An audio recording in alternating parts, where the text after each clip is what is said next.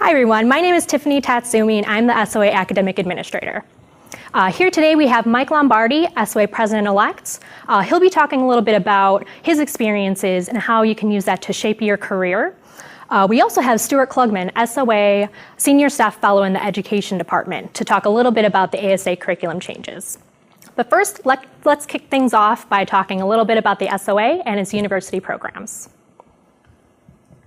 A little bit about the numbers. You'll see from this chart here, we have around 28,000 members worldwide.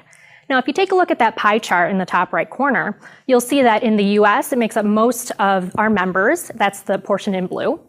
Canada makes up the portion in green, and all other countries is that portion in orange.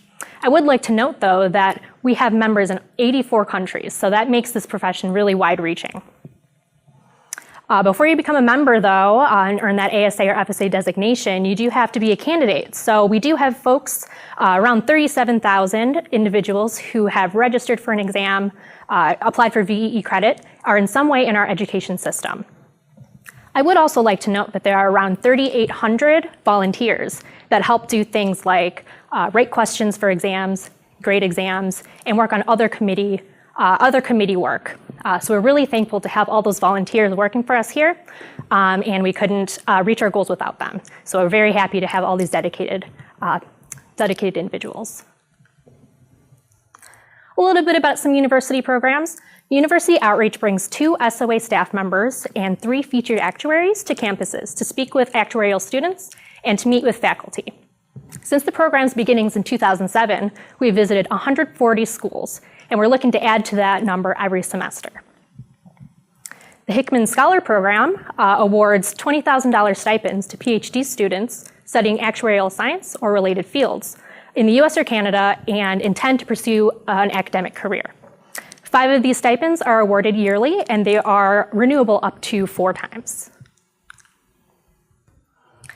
The SOA has recently announced some new university recognition tiers.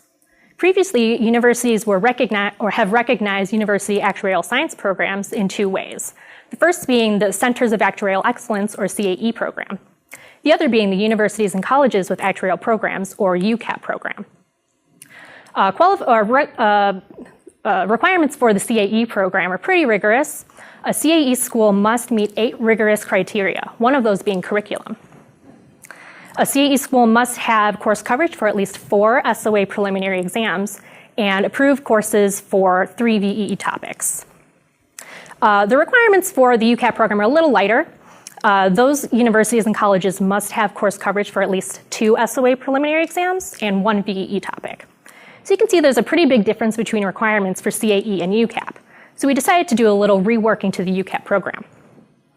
UCAP universities and colleges that meet the previous UCAP requirements are now categorized as UCAP Introductory Curriculum, or UCAP IC. And those universities in the next tier up, universities and colleges with actuarial programs Advanced Curriculum, or UCAP AC, are those that more meet curriculum requirements for CAE. So in this way, you can see that university tiers, when you know a university's tier, you can sort of get a better idea of what that university offers. Along with the new tiered system, we're also happy to offer new benefits for those universities and colleges that have course coverage for the higher curriculum there. So these are for all UCAP AC and CAE universities and colleges.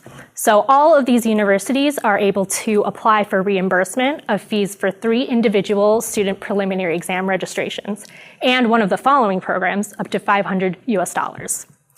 Those could be the reimbursement for the purchase of study materials, sponsorship for an approved on-campus event, or reimbursement for student travel costs and registration fees to an approved actuarial conference.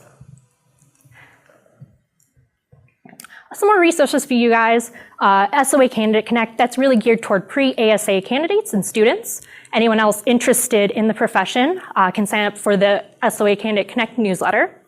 It serves as an information resource to enhance a candidate's understanding of the profession, support your educational experience, engage in the broader SOA community, and gain insights on topics of interest to you, like career development, actuarial education.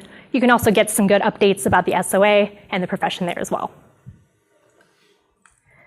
Candidate Connect also does events, both in conjunction with larger SOA meetings and standalone. So at a Candidate Connect event, a pre-ASA candidate is invited to attend candidate-specific sessions, meet SOA leaders, and network with members and other candidates like themselves. You also might have heard that Candidate Connect sponsors other actuarial events for students. The Midwest Actuarial Student Conference is one of those, the Actuarial Student National Association, or ASNA, Convention and Case Competition, and Gamma Iota Sigma, or GIS. We do have one Candidate Connect event coming up this October. It's around the time of the annual meeting. It's going to be in Boston on October 18th, so we hope to see you there. If you can't make it to an in-person event, however, we do offer Candidate Connect webcasts, which we hope to reach a wider base of students that way, and students and candidates.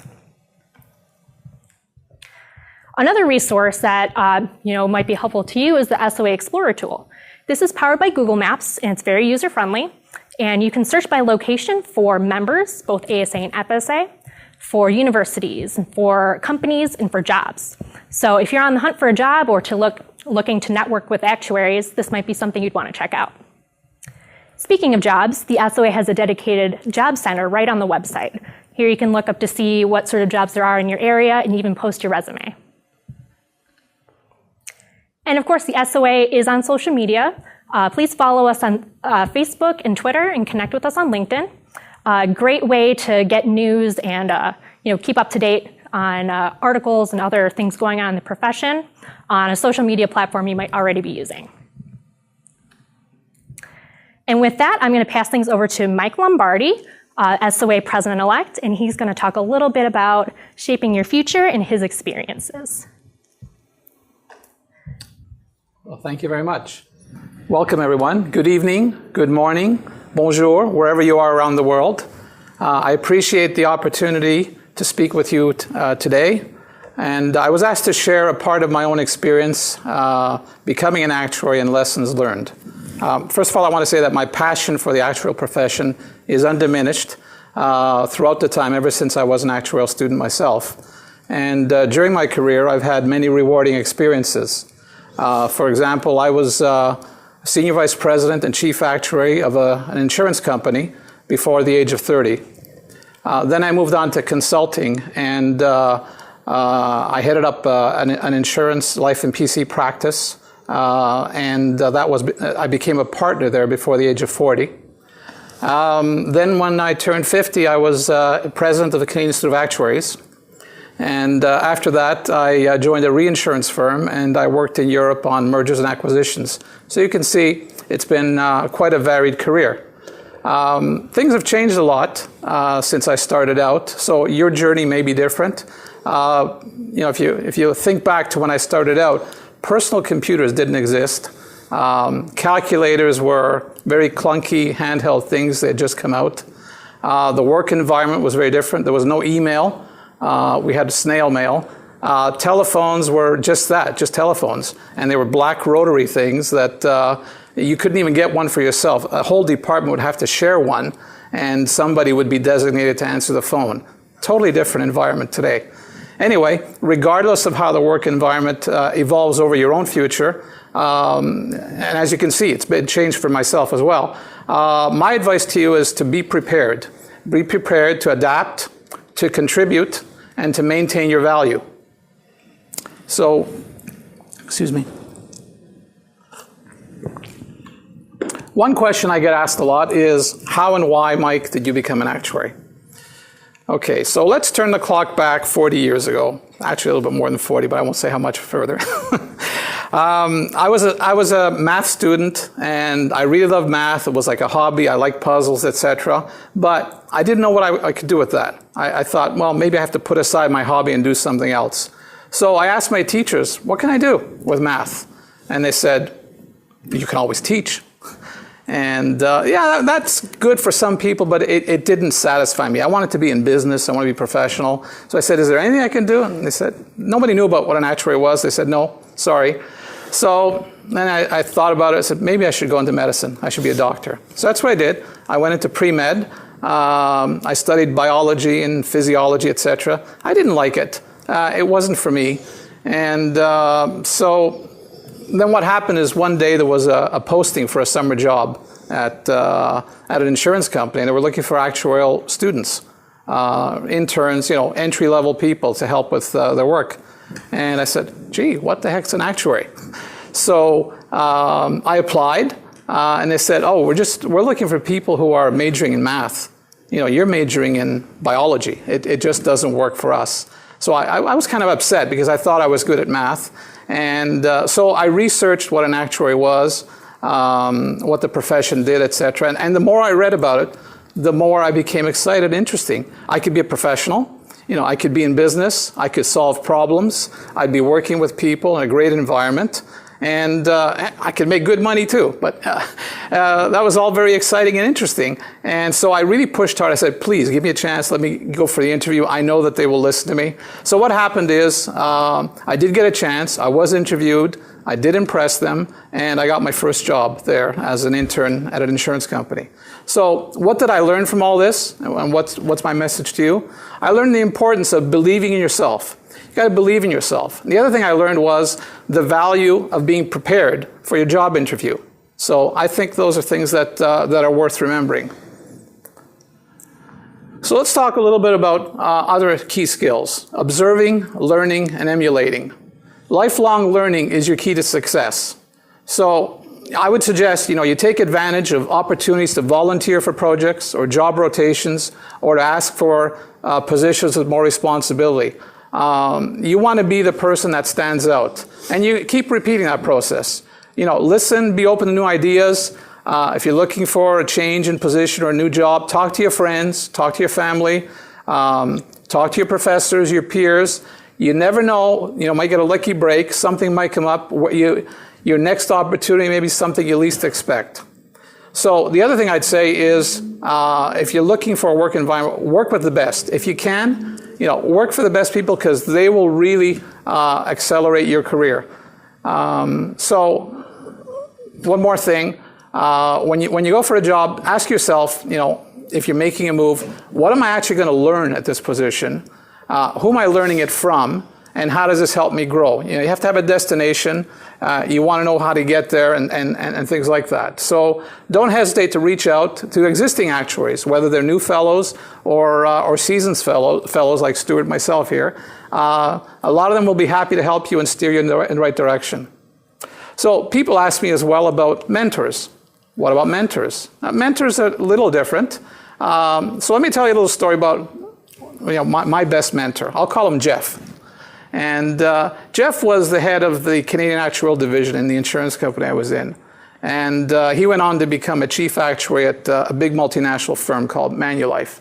Anyway, but in those days, he was a little bit older than me. As I said, I thought he was a genius. And he was a no-nonsense boss. And the one thing that he really liked a lot was clarity of communication and time efficiency. And that could be good or bad, depending on your own characteristics. So I'll give you a few examples. Whenever we had a meeting, he would always arrive 5 or 10 minutes before the meeting started because he wanted to start right on time and not waste anybody's time. If you showed up a minute late, you would never do it again. He would tell you, don't ever do that again, and you learn very fast. And every time we had a meeting, every meeting had a clear purpose. There was an agenda. There were people that were supposed to prepare and present, and there was supposed to be a conclusion reached. Anybody that needed to be there was already brought in, so we didn't have to postpone it to the next meeting. And the final decision was there. And basically, don't waste time and avoid that like the plague. In my case, he would always ask me, okay, so what's the item you've got? What's the follow-up? Did you do what you said you were going to do? And you better have done it, or you'd be in big trouble. And so whenever I had a problem, it wasn't enough to just present the problem. Oh, I can't get this done. Can you help? That was not acceptable. What you had to do is say, describe your problem. How did you think about it? What kind of solutions did you explore? There's three or four possible solutions. Which one do you recommend and why? So that really taught me to be on the ball. And the worst mistake I could make was to say, oh, I didn't get it done. I got some excuse or some excuses were not allowed. So back to the theme. What did I learn from all that, from mentoring? I learned the habit of timeliness, accountability, and follow-up. I learned to do the work I had committed to without excuses. I learned how to improve my planning and communication in order to anticipate and answer my boss's questions. And I learned how to manage expectations and overcome obstacles. I also learned that time matters. Show up on time, run meetings efficiently, effectively, and stay focused on the goal. And that's what you should do too. As actuaries, we're expected to work hard and to use our skills to solve problems and to add value.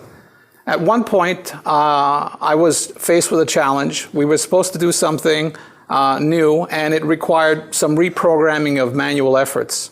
So we went through the process, the team did it, and we really impressed the controller of the division that we were able to do this. Now, it was kind of simple, load of spreadsheet stuff.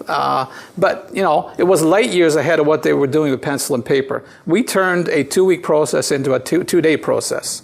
So the lesson I learned here is, although success clearly requires a dedicated team effort, the technical challenges are not always the complicated things. They're rather simple, or they were for me. What really was important was that the solutions you come up with, as long as they work, they're efficient, easily executed, and they're communicated properly, that's good enough. So you don't have to be perfect, you just have to be much better than what the situation was before. Now, I do realize that your own journey will not be the same as mine. You'll encounter many different opportunities and challenges along the way. And keeping current is the best way to position yourself and to capitalize on your opportunities. So that's my message for now. With that, we'll turn it over to Stuart, who will bring us up to date on exam changes. And by the way, keep those questions coming in. We will deal with them at the end. Thank you.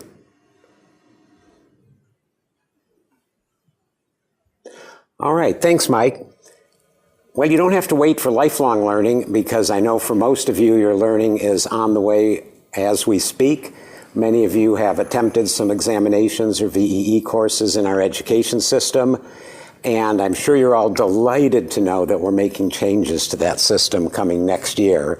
And so what I'd like to talk about today are those changes, and I've got 4 things to talk about.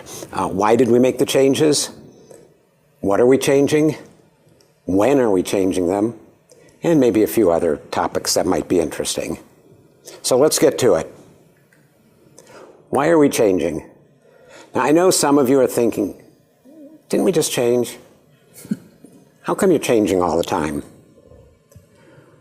Well, believe it or not, the last major change in our preliminary exams, the ones most of you are working on, really took place in 2005.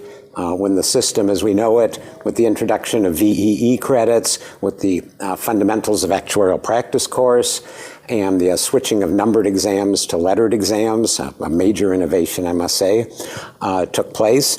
And so in the 10 years plus since then, things have changed a bit. As Mike pointed out, it doesn't stay the same. The world in which actuaries work does evolve.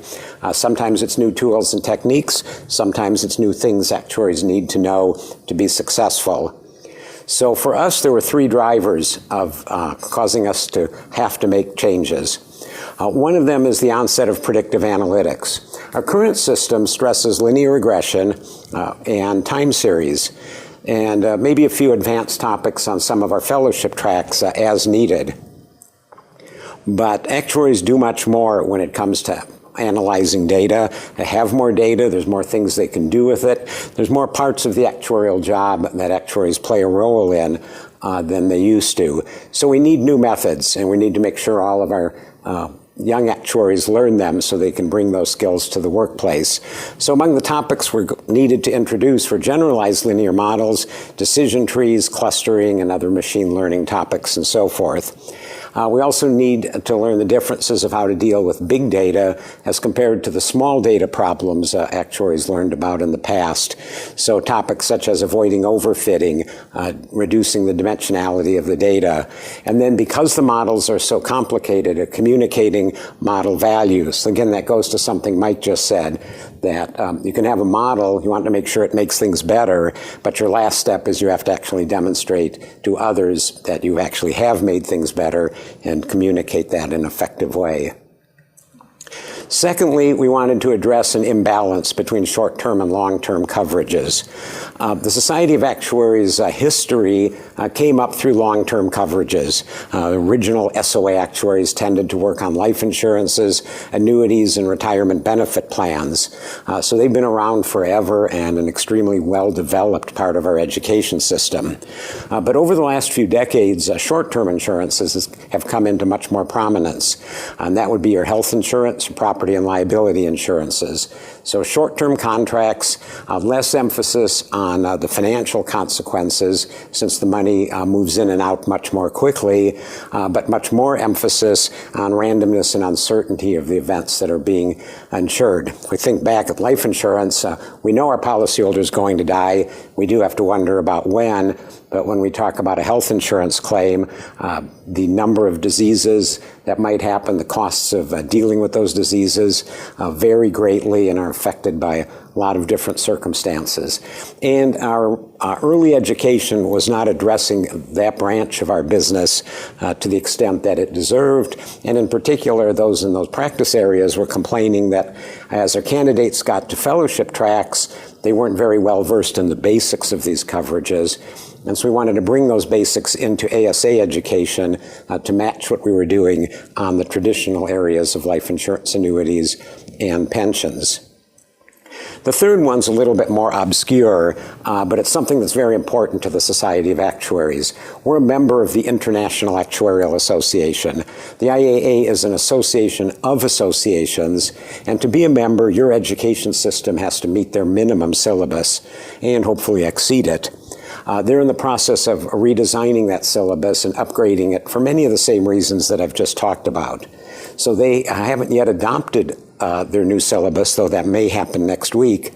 But there's been a proposal on the table for some time, and we've used that to guide the development of our ASA 2018 syllabus. So what did we decide to do? Well, folks who are much better at graphic design than me recently gave us this diagram, which I really like. This is our ASA pathway in graphic form, and it conveys a great deal of information about our new system. From left to right, you get our recommended order for taking exams and modules and VEE courses. So do the first column, then do the second column, and so on. And the blocks more or less align with what our prerequisite in the informal sense for other topics. For the most part, we continue the SOA practice of not enforcing formal prerequisites, but that doesn't mean those who are writing questions for a particular exam can't assume certain bits of knowledge that were on previous exams or experiences.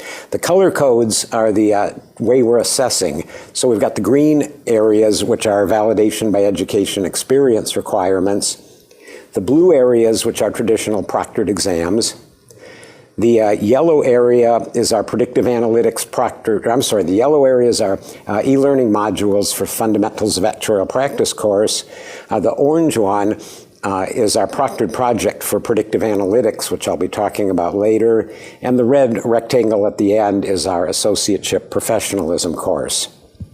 And this slide, which may be a little tough to read, gives you some more details about those components.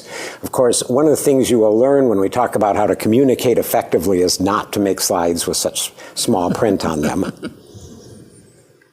Now here's another view of what we're doing. This one is also color-coded by the type of assessment, but it's a way to contrast the current system path to ASA with the new one for 2018. And this picture is designed to convey two important pieces of information. One of them is that the new system has 2 more boxes than the old system. If you count up, there are 10 things to do to become an associate today. Starting in 2018, you will have to do 12 things to become an associate. So 2 more things to do. The second item of interest is the arrows. That's how we're recognizing credit in the current system in the new system. So if you have a box on the left completed, you follow the arrow, and that tells you what you'll get transition credit for in the new system. The really good news is our board has approved that everything in the current system brings you credit in the new system.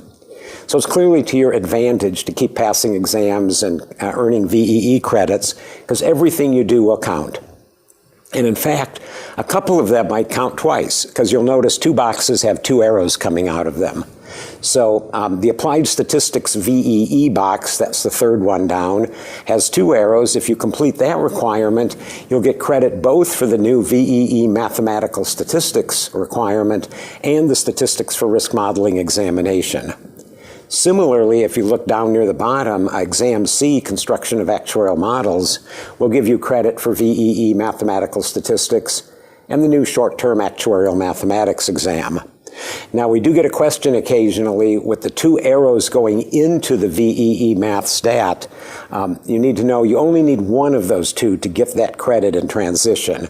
So either the VEE Applied Statistics or Exam C will bring you transition credit for the VEE Mathematical Statistics requirement. Final thing to note for this picture is that there's no arrow going into the Predictive Analytics project. So that material is so new and so different from anything we've been requiring before that there's nothing that could fairly give a candidate credit for what we're doing in that part of our new system. So if you're not an ASA in time, there's no way to get transition credit for this requirement, and you'll have to complete the new one. So those are our pictures. Some of the slides you'll see coming up just repeat some of the information that I've already said. So again, a key observation, there used to be 10 requirements, it's now 12. The biggest addition is the added predictive analytics material. And of course, it may take a little bit longer to get through, but I'll say as a candidate, you may not appreciate that much. We did check in with employers when we made this change, and they overwhelmingly agreed that the addition of predictive analytics was worth their students taking longer to get the ASA designation than they had before. And remember, for employers, that's as big a deal as it is for you students, because they love it when their actuarial students finish all their exams and now can become full-time dedicated employees to work on their problems rather than preparing to solve exam problems. And I'll talk about the proctored project in a moment. But first, a quick summary of the 12 components of the new exams. There still continue to be 3 validation by educational experience topics. The economics topic is unchanged. It's the same as we had before, typically 2 semesters, 1 of micro, 1 of macro. Accounting and finance replaces corporate finance. The accounting is new. We've also lowered the corporate finance requirement a little bit because you'll see the more advanced material gets picked up on the next slide. We added accounting because our fellowship tracks were disappointed in the lack of basic accounting knowledge of the candidates that came to their track, because when they tried to have them learn the peculiarities of insurance accounting, it was hard to do that when they didn't understand some basic accounting principles. So we wanted to make sure, at least through a VEE requirement, that there was an accounting course in everybody's background. Mathematical statistics is new. Previously, math stat topics were embedded in various places in our exams, but with the addition of predictive analytics, we wanted to make sure it was fully covered in advance of reaching the predictive analytics topics, but we also realized that it's a fairly generic subject that could be covered by the VEE process. The university course that covers the math stat VEE is typically the one that would follow a probability course, the one that would cover the exam P topics. For formal assessments, we'll continue to use computer-based testing for many of our exams. The new probability exam is just an update of exam P with a couple of very small tweaks. That will continue to be 6 times per year. You will continue to get instant results of course, unofficial results upon leaving the exam center. The same thing with exam FM. We did an update to FM this year, and that means in 2018 it will be changing very little again, and so we'll be able to offer it 6 times a year and also be able to offer instant results to candidates. Now, MFE is changing quite a bit. It's becoming investment in financial markets. We're heavy into derivatives on the MFE exam, and they're still an important topic, but actuaries are engaged much more broadly in finance and investment topics than just in derivatives and hedging. So we've toned back the derivatives material a bit, added some advanced corporate finance, and it's a little more blended exam. That one will be computer-based tested and 3 times a year as MFE was, but we will not be able to give instant results for a while. The changes are too large to be able to assess candidates while they're at the computer terminal, and we'll have to review their exam performance before setting the pass mark for a while. Similarly, exam C becomes the short-term actuarial mathematics exam. That most of those changes are to add pricing and reserving components to bring up the short-term coverages to have more actuarial information than they did before. That will continue to be computer-based tested, but again, will not have instant results. The statistics for risk modeling is a new exam. It will also be computer-based tested and multiple choice, but also as a new exam, it'll be a couple years probably before we can give instant results with that one, and we expect that one to go 3 times per year probably in 2019. We will continue to offer the sequel to MLC, the long-term actuarial mathematics exam, as a combination of multiple choice and written answer. There's a long-term goal to make the short-term and long-term exams use the same type of assessment, but we haven't yet settled on what that will be. So we don't know whether multiple choice will win the day, written answer will win the day, or some combination of those will continue. But we thought with the significant changes that we're doing in the content of these exams, adding additional complexity of changing our assessment methods might lead us to not be able to do a proper job of bringing you good curriculum and exams. And then the predictive analytics will have that proctored project. And so let me tell you a little bit about that. So this is an exciting development for us. This is something we haven't really done like this before. But we know that when it comes to applied statistics, when it comes to machine learning, when it comes to big data and its analysis, you can't test this by multiple choice. The only way you can verify that a candidate, a student, an actuary has facility with these topics is actually to give them some data and a problem and see if they can analyze it using the methods they've learned. We also want to make sure they can communicate those results effectively. So here's our current thinking. We're still a couple months away, maybe less, from locking all of this down, knowing that the first administration of this project is expected in December of 2018. It'll be one of the last components we'll do of the new system. We will administer it at a test center. So you will go to a place, a building with computers, much like you go to a Prometric center right now for your computer-based tests. So go to a test center, you'll sit down at a computer, but the difference is this won't be a dumb computer like you use for those tests that simply delivers you questions, asks you to pick A, B, C, D, or E, and then move on. Rather, this computer will be equipped with the tools you need to do your analysis. You'll have about 5 hours to analyze that data set and write a report. Your computer will have a Word, Excel, R and R Studio available for your use. You will not be able to consult the internet for help, and you will not be able to find other things on the computer that might be hiding there that you would hope that might assist you. So we will tell you going in exactly what tools will be available to you to do your project. We'll also make sure you'll have seen plenty of sample projects, so you have an idea of what to expect and our expectations as to a good solution to the project. So some details to be worked out, but we're nearing the finalization of those with our provider of the computer-based tests that we'll be contracting with. And so we're looking forward to getting that all settled in probably over the next couple months. The last two components of the associateship are staying pretty much the same. We're tweaking the fundamentals of actuarial practice course a bit, mostly to align with some new International Actuarial Association topics. But from a candidate perspective, that'll just be a few more articles to read, a couple exercises to do, but no significant changes.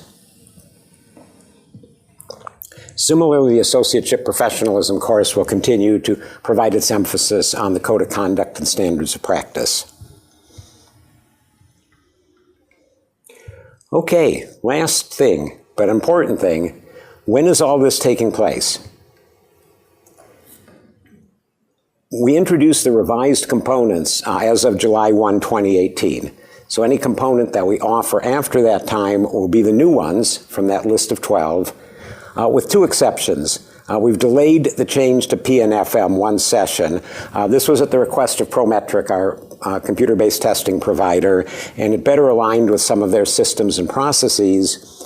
And because those exams are pretty much unchanged, we thought it really made very little difference when the handover was from the old version to the new version. But for every other component, whenever the next scheduled one comes up after July 1, 2018, that's when you'll see the new one. In order to meet the requirements for the current ASA, and this is really important, you must be an ASA by July 1, 2018. That means you're an ASA because your name has appeared on the ASA list for the month of June or earlier. So if you look at SOA.org, every month we publish the list of new ASAs that were approved that month. If your name's on that list, you've made it, you've completed everything that was required among the 10 requirements, and you're an ASA. If you can't get everything done in time to appear on that list, then you're held to the new ASA requirements and must do all 12 things either in their new format or through transition credit using those arrows I showed you earlier. Now there's one other caveat. If you don't earn the traditional ASA but get the new ASA after the cutover, if you don't get your I got that backwards. If you earn the old ASA before July 1, 2018, but don't get your FSA in 4 years, you will still have to do that predictive analytics assessment. That sounds a little bit harsh, but it's actually generous. By definition, anything that's an ASA requirement is also an FSA requirement. After 2018, July 1, predictive analytics is an ASA requirement. Therefore, it's an FSA requirement. So our board could have said everybody has to do the predictive analytics no matter when you get your ASA, unless you just don't want an FSA. But instead they said, if you can get it done in 4 years, we know you're trying really hard to get your old style ASA by the July 1 cutoff. So if you do that and can finish in 4 years, we'll waive the predictive analytics assessment. And again, we've got a web page where we detail all of these pieces of information. A question we would frequently get, if you earn an ASA under the old rules, but now there's new things you have to do to be an ASA, do you then lose your ASA? And the answer is no one ever loses their ASA because the exams have changed. So if you get an old rules ASA, as long as you stay a member in good standing by paying your dues and not running afoul of the Code of Conduct, you will keep your ASA. I'll also note that we have published the syllabi for the new exams, but a reminder that a syllabus isn't official until it appears on an exam's homepage, which is typically about 6 months in advance of the administration of that exam. So while we don't expect much in the way of changes to those published syllabi and readings, we do reserve the right to make some alterations prior to official publication on an exam's homepage. I'd mentioned earlier, we normally don't require a recommended order for exams. We have had and will continue to have eligibility requirements for the Associateship Professionalism course. But one thing that is new is to take the predictive analytics proctored project, you must have completed the statistics for risk modeling exam requirement. So this is a formal prerequisite. You must have that credit in order to move on. We wanted to make sure that everyone who attempts this proctored project, which is a significant undertaking, is ready. And you demonstrate that through passing the SRM exam. Now, one thing I want to warn you all about, some of you will no doubt use that arrow from the previous slide to get transition credit for SRM. Having completed the VEE applied statistics requirement, you will transition that to SRM credit. That will make you eligible to take the predictive analytics project.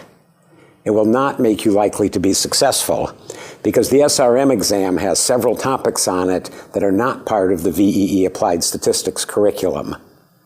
So you will have to still learn those topics, even though we won't ask you to pass an exam on them if you expect to be successful when you attempt the predictive analytics project. Some key dates.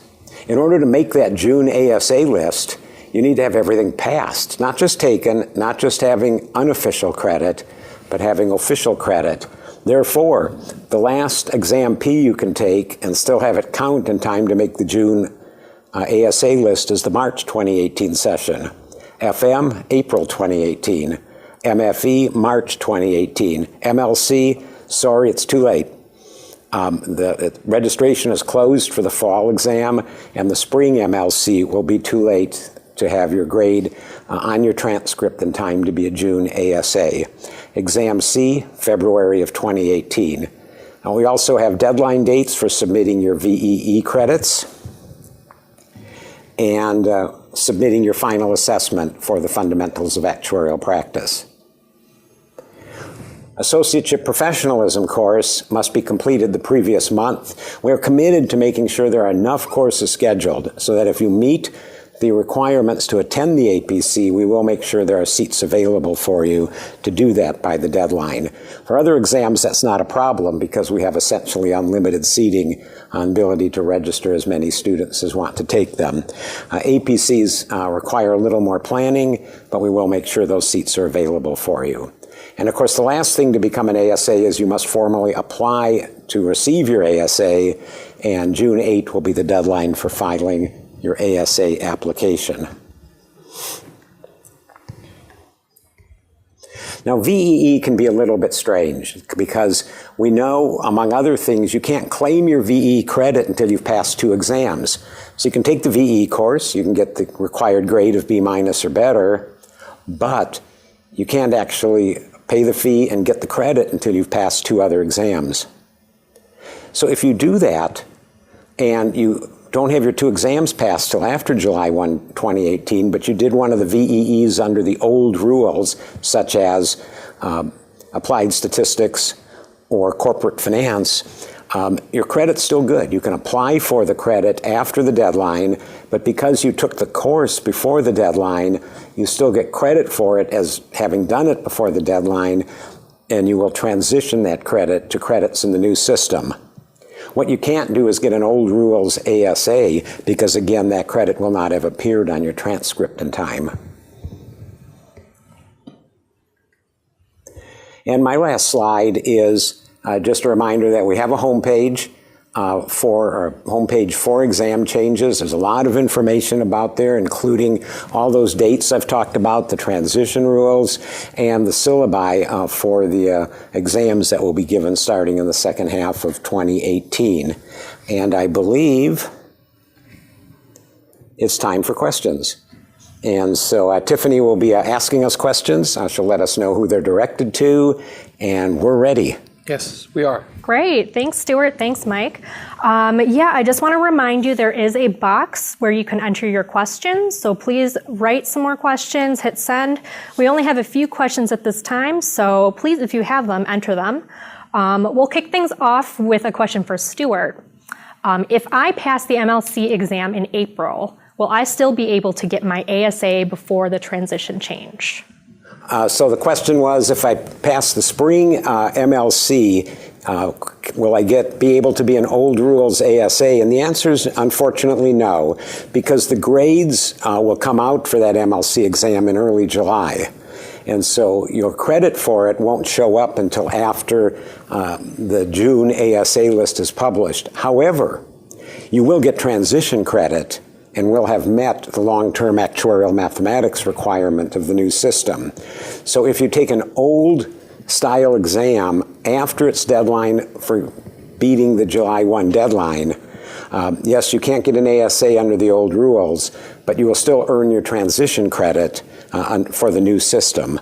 But you will then have to include the predictive analytics project as part of your requirements.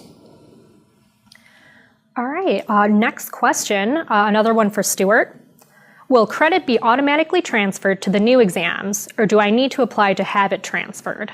Okay, so the good news for that one is no. But I want you to note that when it comes to your official SOA transcript, the transcript always shows the thing you actually passed. So if you say have passed MFE, no matter when over the coming years you ask for your transcript, it will always say MFE and the date on which you got it. But our internal systems will note that you actually have IFM credit, the Investment in Financial Mathematics exam. So we transfer it internally, but it will not show up anywhere on your transcript or public record that's been done. Okay, it looks like another one for Stuart. Do I have to get credit for all 3 VEE requirements by July 1st, 2018 to avoid the new requirements? So the question is, now there's a slightly unusual cutoff with corporate finance. So let me talk about the VEE in a little more detail. Again, VEE is a tricky thing, so let me remind you of how it works. You take a college class on our approved list, you get a grade of B- or better, and then at some future date, and there's no limit on when that future date might be, you submit a request to the SOA to grant you the VEE credit. So you pay a fee, fill out a form, send in your transcript to prove that you got the required grade, and then we give you the credit. So let me give you some examples as to how that might work with the changes. We'll ignore economics because it's not changing and the courses that qualify are not changing. But let's first look at applied statistics. As long as you took an applied statistics VEE class and completed it before July 1, 2018, no matter when you apply for the credit and complete the form and send in your transcript, you will get VEE applied statistics credit. You can then use that credit as transition credit for VEE mathematical statistics and the SRM exam. You will have been too late, perhaps, to apply that credit to get your ASA in time, but you'll still get the credit and can apply it to the new system with transition. So any applied statistics VE class that's taken after July 1, 2018 is too late, and that requirement has ended, and so you can't count that class for anything. Now, the reverse is true about VE mathematical statistics. If you're using the new rules and you don't have a transition to VE mathematical statistics, you can take a mathematical statistics course anytime in your past and apply it for credit. So for example, I took a mathematical statistics course in 1969. If I could find my transcript on the syllabus and convince the SOA that the contents of my course met the VEE math stat requirement, I could turn it in and get math stat credit added to my transcript, even though it was long before this July 1, 2018 transition, and it's still good, and I would have that credit. Now I've also happened to have taken some applied statistics courses way back when, and I might prefer to apply those because then I would get SRM credit as well. But again, the timing's a bit odd. The same thing with accounting classes. If you've not met the current corporate finance requirement, but can meet the accounting and corporate and finance requirement, new one with old courses, you can send those in. And it doesn't matter when you took them, you can receive credit for them under the new system. Now, the other thing you want to note is we did set a different cutoff date for corporate finance, and that's a year later. So you can actually keep taking the old corporate finance courses till July 1 of 2019 and use them in transition to accounting and finance. And we did that mostly because we were afraid that our VEE administration system would get overwhelmed if a huge number of applications all came in on June 30th or May and June of 2018. So we delayed the finance cutover. So you can take a corporate finance course a bit later and then transition it still to the accounting and finance requirement. And I should add, anytime you have questions besides here, you can always send your questions simply to customer service, that's one word, customerservice@soa.org. And if you do that, our customer service staff will route your question to whatever person on our staff has the answer and will get back to you very quickly. So if you have a particular situation that you're about to go through and aren't quite sure how it's going to work under these rules, just send your question to that email address, and we'll give you an answer that's specific for what you're doing. We're going to give Stuart a little bit of a break here. We're going to go over to Mike for some questions. We're happy to see more questions coming in here. This one's for Mike. What kinds of things are you planning to do as SOA president? Okay. The SOA president does a lot of different things. If you look at the bylaws that we have, there's actually very little that's mandatory. The president chairs the board. We have a board of directors. We meet 4 times a year, minimum, face-to-face, plus every other month on a conference call. The president also is part of the leadership team in between board meetings. The mandate to run the SOA is delegated to the leadership team. So that would include the president, president-elect, the past president, and for a little while yet, the penultimate past president, as well as the senior staff of the SOA, which would include the executive director, Greg Heydrich, and Stacy Lynn, the CFO. So that's the structure in the organization in terms of decisions and leadership, etc. Now, the president also plays an ambassadorial role. As you can imagine, there are lots of other actuarial organizations throughout the world, and we have relations with a lot of them. For example, a lot of organizations use their own exam to qualify their own fellows.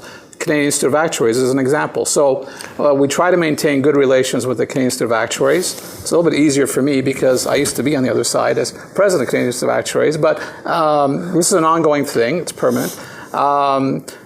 We try to maintain relations with the Academy of Actuaries as well. They represent all the US-based actuaries. Also with the Casualty Actuarial Society, we have a common interest in actuarial students and in casualty practice. And the Society of Actuaries is also a member, Stuart may have mentioned this before, of the International Actuarial Association. So the International Association, just briefly, is an organization of about 70 actuarial associations throughout the world. Think of it like the UN of actuarial organizations. So there's a lot of back and forth ambassadorial type of relationships that the president does. In terms of specifically platform or program, all of the presidents run on elections. We get elected to the role. So my platform focused on 3 priorities. So in my year, I will focus on collaboration with other actuarial organizations. Number 2, international expansion. And number 3, making sure that the actuarial credential is relevant and that we grow the opportunities for actuaries and that we mitigate any threats to our profession. So that in a nutshell is my response.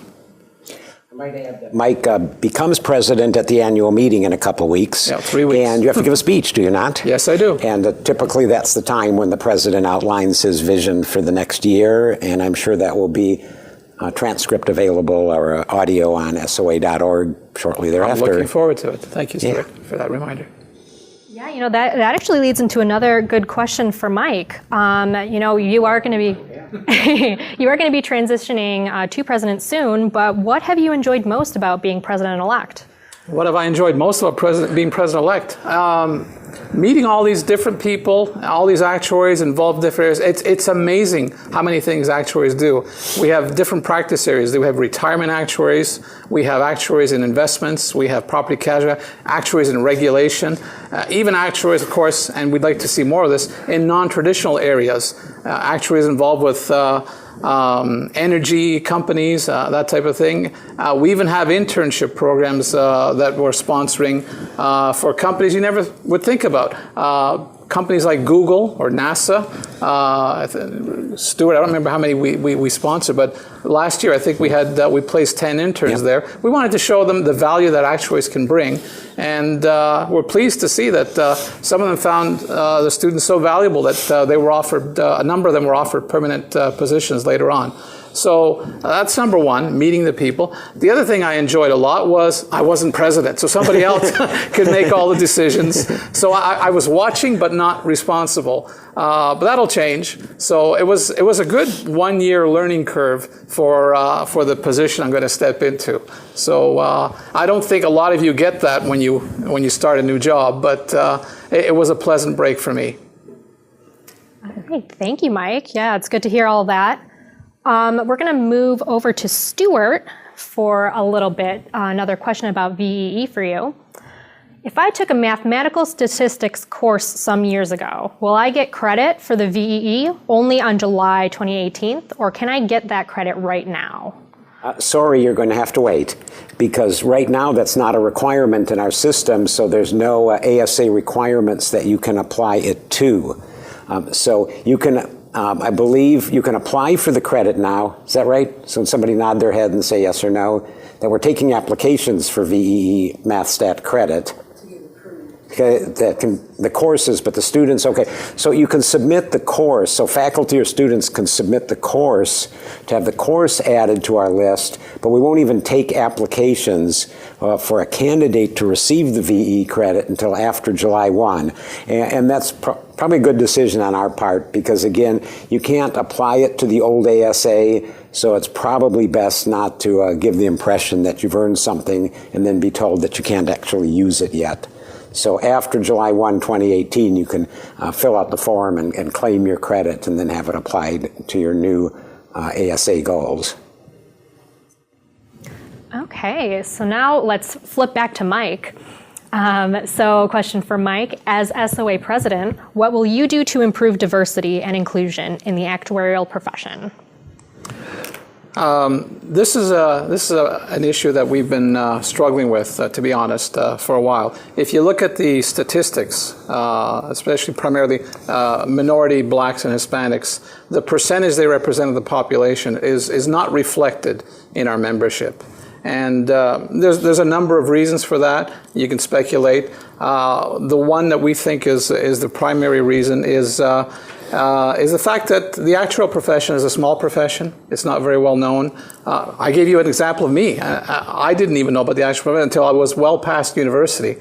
So you can imagine if all your life you're growing up and people have doctors. You can see a doctor. There might be a lawyer that you meet, etc. But very few people know what an actuary is. So they get very little guidance. So what we need to do is we need to get out to the schools early, not at the university level, at the high schools, while they're still learning math, while they still have career options. So we've got an inclusion and diversity committee that's been in place, 2 or 3 years within the Society of Actuaries. And it's not just the Society of Actuaries. We also have a joint committee with the Casualty Actuarial Association. And together we work with the Actuarial Foundation to improve math literacy, to publicize the existence of the profession and to draw people in. Yeah, that's pretty much it in a nutshell. Stuart, you want to add any more comments? Well, just one to help you understand the challenge. A few years ago, I was asked to be on a panel to talk to high school guidance counselors about how they should steer their students to become actuaries. But the rest of my panel were engineers. And they were trying to also do the same thing to get those guidance counselors to steer their students to have engineering careers. And the big difference was they had robots.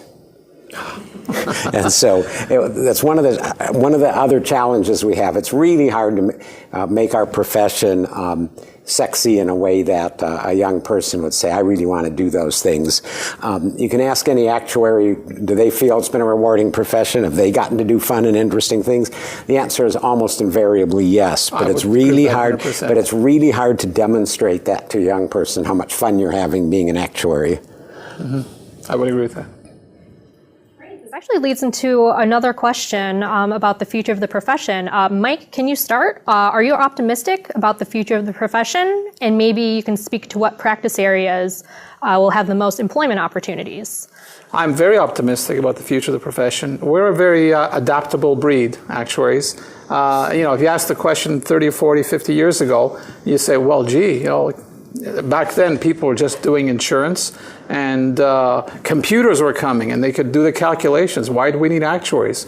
So I'm optimistic because actuaries bring value added. They don't just do the number crunching. They're also advisors. And I can illustrate this with a story.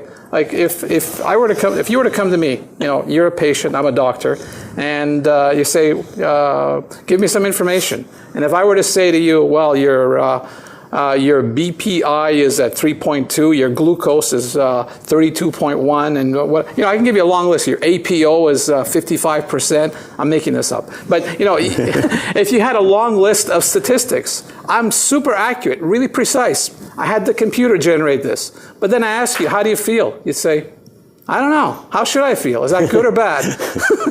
So, what you want is someone to tell you, what does it mean? Interpret the data. What are my options? Am I okay? Am I not okay? Am I steering in the right direction? So that is the difference that an actuary makes. You give advice and you help steer direction and problem solving. So I think that will never grow old.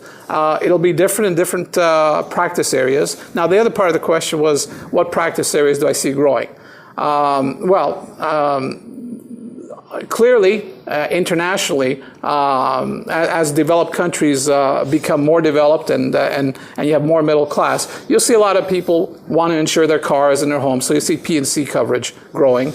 Life insurance comes a little later. It depends on the country and the government programs that are there. But beyond those traditional areas, I would say that with predictive analytics and everything else we're doing, we'll see actuaries in areas I can't even imagine right now, in jobs that I can't describe. But I'm really optimistic. The skill set will always be valued, will always be there, and will be rewarded. Stuart? Yeah, a couple of things. One is every once in a while in our profession, they say, oh, we're doomed because this is happening. So one example was as defined benefit pension plans started disappearing. Oh, there won't be any work for pension actuaries anymore.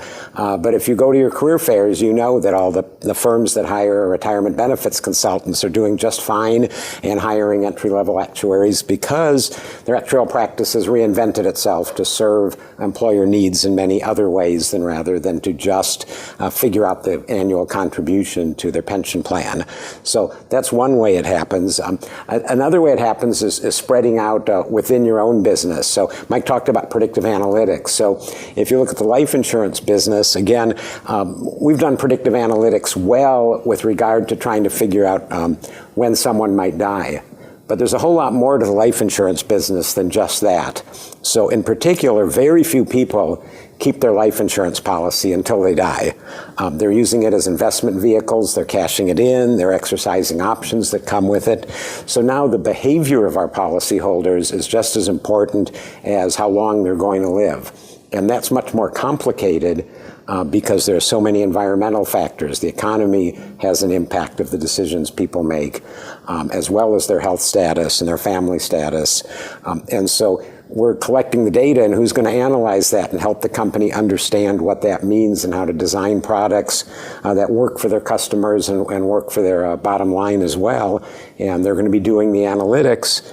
And then the other half of that is the techniques are complex, and a data scientist can be brought in and run the computer program, but the one thing the actuary brings is deep knowledge of the product and the institution, and so they can interpret that output and actually stand up and say that doesn't make any sense, and that's something you have to be in the business to be able to do. I want to throw one last thought. Anytime there is financial risk, and there will always be financial risk, we will always need people who can measure, monitor and manage that financial risk. And our hope and our expectation is that we will be preparing the leaders of tomorrow to do exactly that. So I'm optimistic about the future. Great insights from both of you. Thank you. We're going to kick things back to curriculum changes. So Stuart, I think if we can get your comments on this. When will the VEE approved course list be updated? I have no idea, but I know I'm looking at a person across there that can tell me the answer. What? It's constantly. So it's up to you, just can't apply. Right. So the answer I have is it's being updated constantly. So the new VE Math Stat courses that we're receiving applications for, the accounting and finance courses, as we receive and process the applications, they're put online in our directory of VE courses. Again, you can look and see if the course you took has already been listed, remembering that you can't actually put in your application until after July 1 next year. And remember, you can either talk your faculty members or advisors into filling out those forms if they haven't done. If you know there's a course at your school that you think qualifies, you can ask them to. And remember, student candidates can turn in a request to have the course they took approved for VEE as well. So it's not just faculty members who can submit courses for VEE approval. All right, another curriculum changes question about one of the new components. What software in particular will be used for the predictive analytics exam? So we're going to make Excel available. It's not necessary that it be used, but we know sometimes it's just a little bit easier to bring your data set into Excel, do a few things with it, and bring it back out again. But the primary tool that we're going to use is R and R Studio. So that's going to be what will be on the computers that candidates will have in front of them when they do their predictive analytics project. Now, a natural follow-up question, given that we're using R and R Studio, is what packages will be available when you go to that computer. Since you don't have access to the internet, you won't be able to go out and grab packages that you think you might want to use. So instead, before you go, we'll tell you which 20 or so packages are on the computer. And so you can familiarize yourself with those packages, practice using them, and know that whatever problem that we give you can be analyzed with that set of packages. Okay, now a question about timing. Timing of, around that July 1st, 2018 transition date. So if a requirement is completed too close to that date, like for example, the June 2018 Exam C, can that be used to earn an ASA or CERA prior to the transition? Will transition credit be given for those elements? Okay, so using the June 2018 Exam C as an example, even though you get instant unofficial results in June, the official result will not come out till August. And therefore it will not appear on your transcript until August, and therefore it's too late to get your name on the June 2018 ASA list. So therefore, you will be held to the new ASA requirements. However, you will get transition credit to the new short-term actuarial mathematics exam, so the Exam C that you took in June of 2018 will still count and be useful, and we actually expect a lot of candidates to make that choice because they may prefer to take an exam that has been around for quite a while rather than to be the first one to take a brand new exam. Okay, and it looks like that's all we have for questions today. So I want to thank both Mike and Stuart for their time and for answering these questions that have come in. We'd like to thank all of you as well for coming and attending the very first CAE Student Webcast. We will be passing around a survey for you to be able to provide your feedback to us as well. And we really hope to hear your thoughts about this event tonight. So thank you so much for your participation on behalf of the Society of Actuaries, me, Mike, SOA President-Elect, and Stuart, SOA Senior Staff Fellow. Thank you.